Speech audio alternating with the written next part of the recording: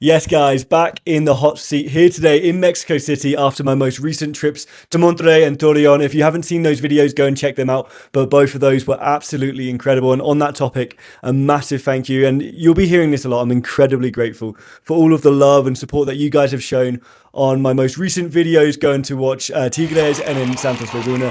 I absolutely loved both of those experiences, and I'm excited to go and explore the rest of the Liga MX, so make sure to stay tuned because in 2026 we've got a lot of very exciting plans ahead. But today, oh my god, today we are reflecting on what was just pure drama, just pure cinema. Liga MX at its very, very best this weekend. It was the Liga MX Apertura playoffs, quarterfinals, 8 teams involved. And it couldn't have been more Mexican if we tried. There was so much drama, so many twists and turns. I myself was at one of the games. A vlog is coming out very, very soon, so stay tuned for that. And yeah, let's get into this, guys. Oh my goodness. We're now down to the final 4, but we saw some serious drama taking place this weekend.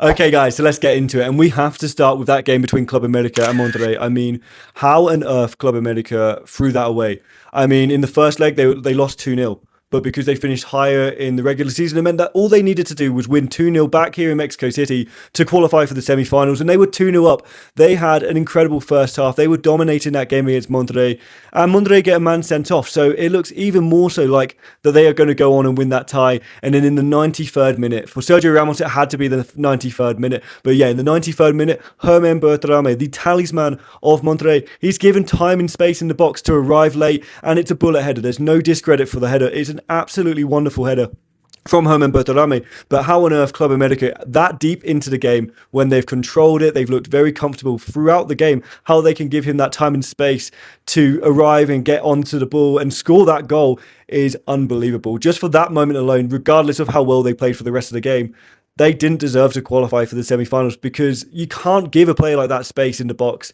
And yeah, what an unbelievable moment. Monterrey, they bossed really the first leg back at the Estadio BBVA. So coming here to Mexico City, you know, they had a job to do. They had a task ahead of them. And it wasn't an easy task, especially against a team like Club America. Even at their very worst, they find a way to get through these difficult matches. And this time around, it just did not work at all. So yeah, Monterrey booked their place into the semi-finals. But oh my goodness, what a tie that was. And they're going to be facing Toluca. We're going to look at Toluca in a second. But that in itself, I mean, the last time they faced each other, 6-2 to Toluca. Can Monterrey pull it back and get their revenge this time around? I think they have what it takes, but let's have a look at what happened between Toluca and FC Juarez. Okay, so Toluca and FC Juarez.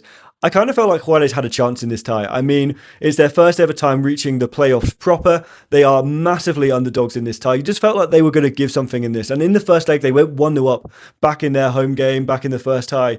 And you thought, okay, they might actually have a chance. And I mean, Toluca got the job done. It wasn't a pretty performance by any means by Toluca.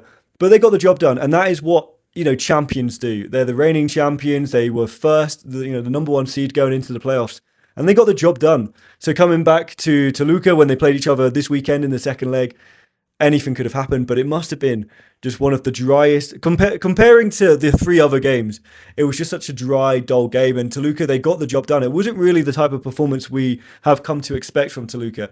But they're in the semi-finals, a 0-0 draw after winning the first leg 2-1. Not an awful lot really to talk about there, considering there's so much to talk about in all the other games. But Toluca, like I say, they're facing Monterrey. It's going to be difficult to decide that one. You would imagine Toluca will have enough to get over the line against Monterrey.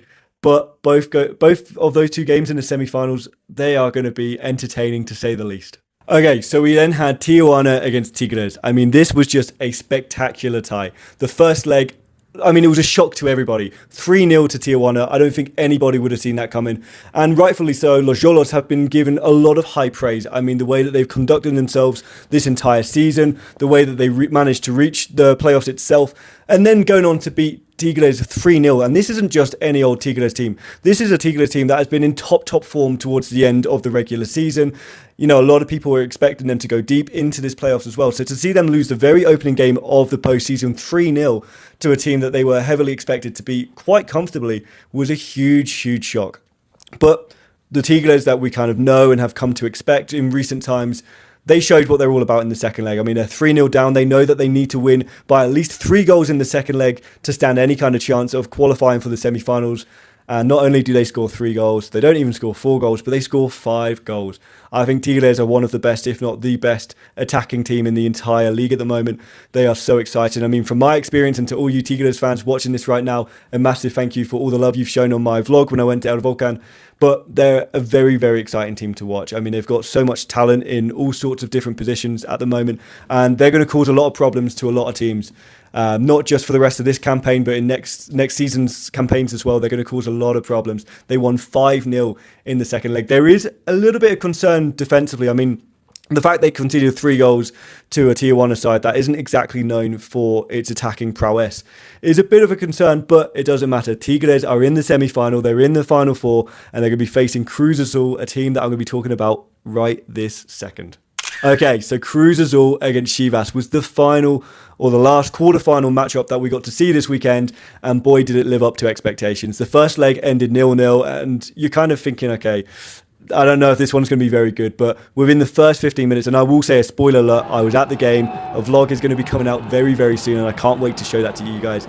In terms of kind of the overall atmosphere in the stadium, in terms of the banter between the Chivas and Cruz Azul fans, it's probably one of the best videos I've ever recorded. I mean, the on-field events was also top quality as well. I mean, 2 goals in the first 15 minutes.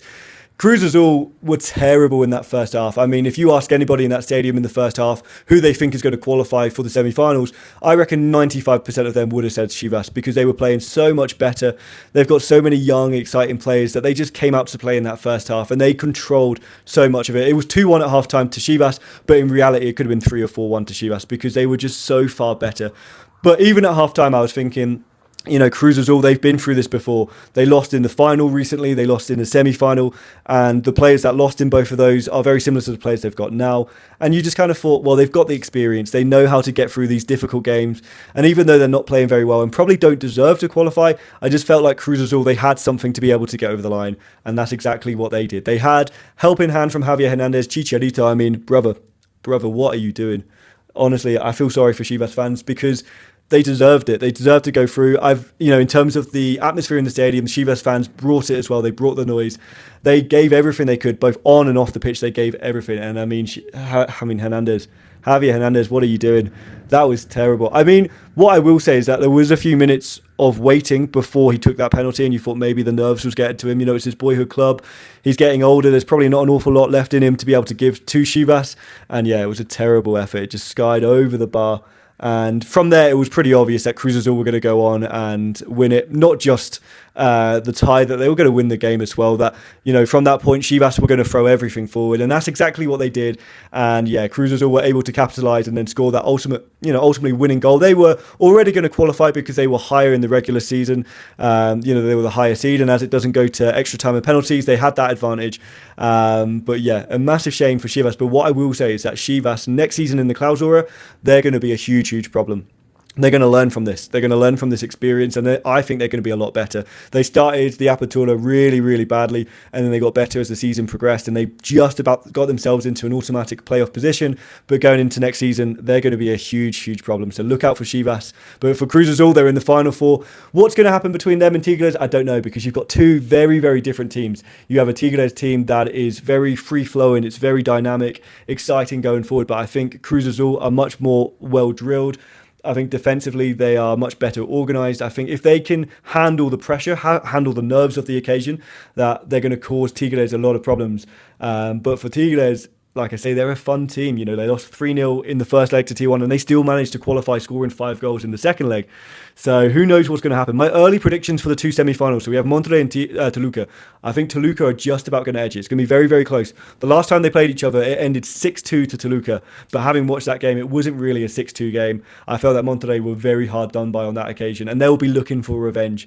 And as it could be possibly the last time that Sergio Ramos ever plays for the club, they'll be really, really up for this as well. Especially given the way that they beat Club América in the last round, they'll be really up for this. So enough to get past the reigning champions, the number 1 seed Toluca. I don't know. I think Toluca will just have enough quality, especially if they can get Alexis Vega up, ready to go as well. If they can get him fit for this, then yeah, I think they'll have just enough.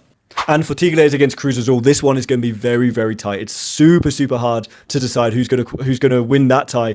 I think just based on the experiences that Cruz Azul have had over the last couple of seasons, I think they'll have just enough to get over the line, especially showing the way that they managed to get past Chivas. I think that experience as well is going to really help them when it comes up against Tigres. But the second leg is going to be played in Monterrey, which is going to be a massive advantage for Tigres. Now, after my recent vlog, when I went to El Volcan, I have a lot more friends from Tigres, and I've had a great experience there. So I will be rooting a little bit more for Tigres to qualify. But they have a massive, massive task, ahead of them if they're going to try and get over the line and get past Cruz Azul. It's a big, big order for them. But I just think that the way that Nicholas Larkerman has got Cruz Azul organised, I think it's going to be a step too far for Tigres. But who knows? Maybe I've got this horribly, horribly wrong. Like I say, because of my recent experiences, I'll be hoping that Tigres qualify. But yeah, that's my predictions. I think the final is going to be between Toluca and Cruz Azul. Let me know who you think is going to qualify for the final down below. And always make sure to like and subscribe, guys. A massive, massive thank you. We've just hit 1,000 subscribers and I'm incredibly, incredibly proud and thankful to all of you that has subscribed so far. We're only going onwards and upwards from here, guys. So make sure to like, comment, subscribe. And until next time, guys, peace out.